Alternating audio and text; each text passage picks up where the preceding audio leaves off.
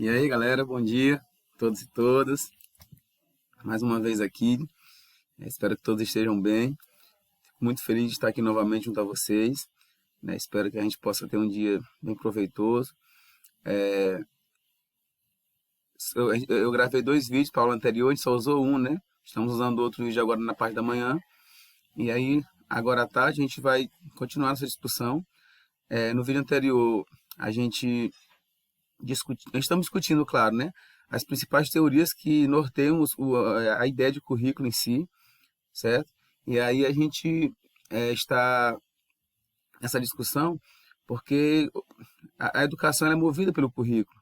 A gente sabe que uma instituição de ensino, uma escola, ela tem um pensamento próprio, ela tem uma ideologia, por mais que a gente pense que não, né?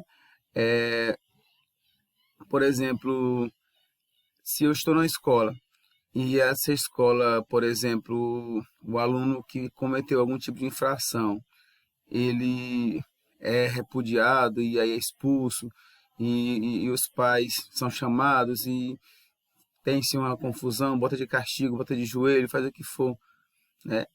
Está atendendo a uma teoria curricular? Sim, está. É uma tendência.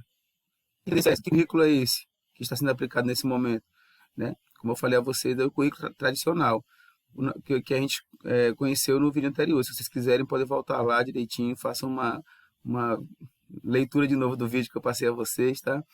A gente conheceu um pouco sobre a teoria tradicional de currículo. Espero que tenha ficado um pouco bem compreensivo sobre isso, né? E aí hoje a gente vai conhecer as teorias críticas do currículo. Como assim?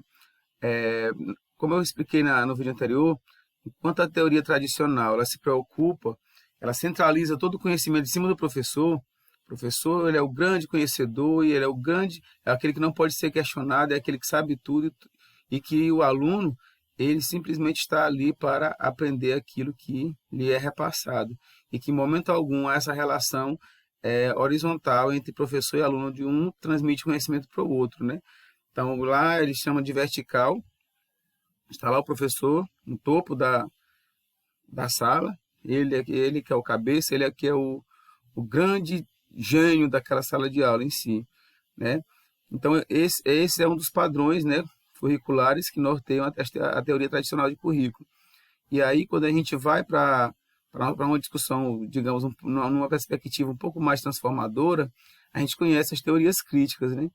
O que é uma teoria crítica? Qual a diferença da teoria crítica para a teoria tradicional, né? Vamos refletir um pouco sobre isso. Vamos conhecer um pouco essa teoria crítica para que a gente possa ter um breve norteamento sobre isso, né?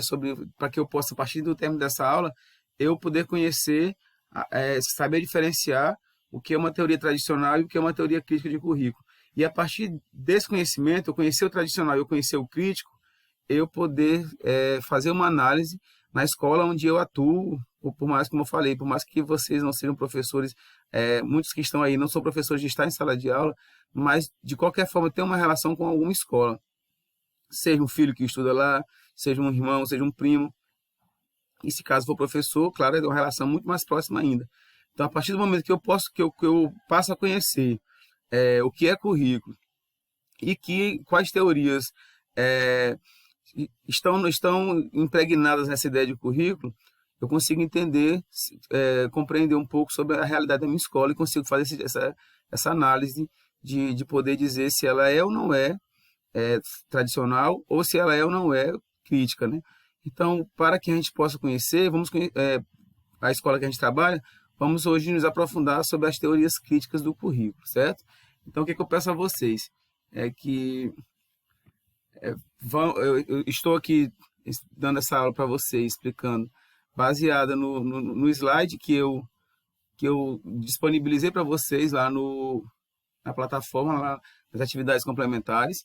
Então, espero que todos possam estarem lá vendo os slides, porque é bem interessante, né? Esse slide é bem legal, a gente conhece muita coisa, essa ideia de currículo fica muito viva, muito aflorada e bem explicada, né, com um linguajar bem fácil de entender, de fácil compreensão. Então, peço que vocês, por favor, vão lá na atividade complementares, tá? para que vocês possam fazer essa leitura dos slides, e a partir dessa leitura, baseada nesse vídeo que eu estou disponibilizando a vocês, que vocês possam se aprofundar cada vez mais, né, sobre essa ideia de currículo. Então, o currículo, as teorias críticas, elas trazem essa ideia de currículo, né, baseado, claro, no antagonismo. Como assim? O que é antagonismo?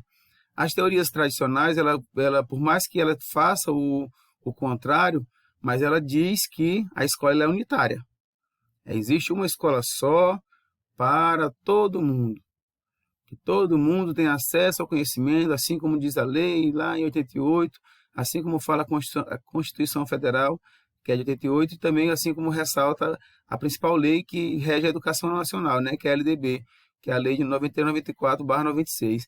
Então, quando a gente passa a fazer essa análise do tradicional, eles colocam a escola como um espaço único para todos, que todos têm acesso ao ensino, todos têm acesso à educação e tal, e que se porventura alguém consegue prosseguir, ter posteriormente um bom emprego e tudo, é porque esse alguém aproveitou a escola que teve, e que aquele que porventura não teve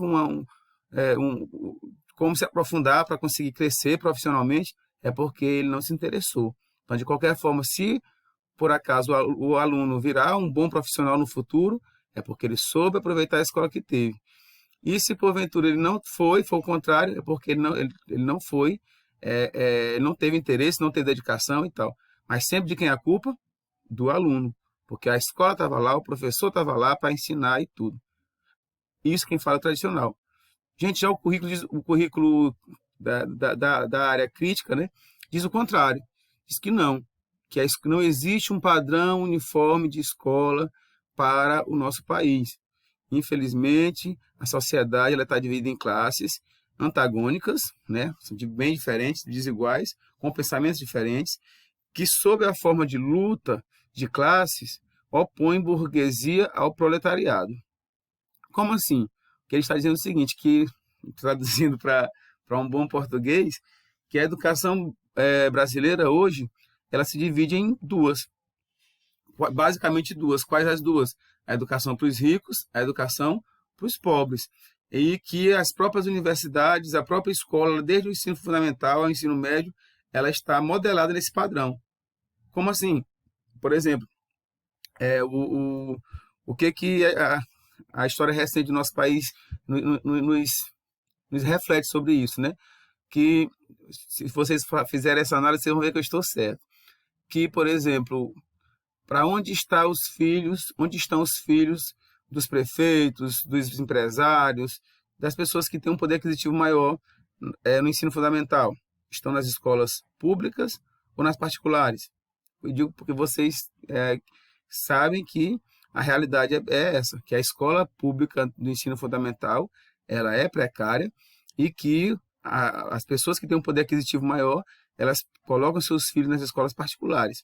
Para onde é que vai os filhos das pessoas de camadas sociais inferiores, os pobres? Para as escolas públicas. Quando chega no ensino médio, continuando a análise, quando chega no ensino médio, aonde estão os filhos da elite? Estão na escola particular. Onde estão os filhos do grande proletariado, dos trabalhadores, dos operários? Estão nas escolas públicas.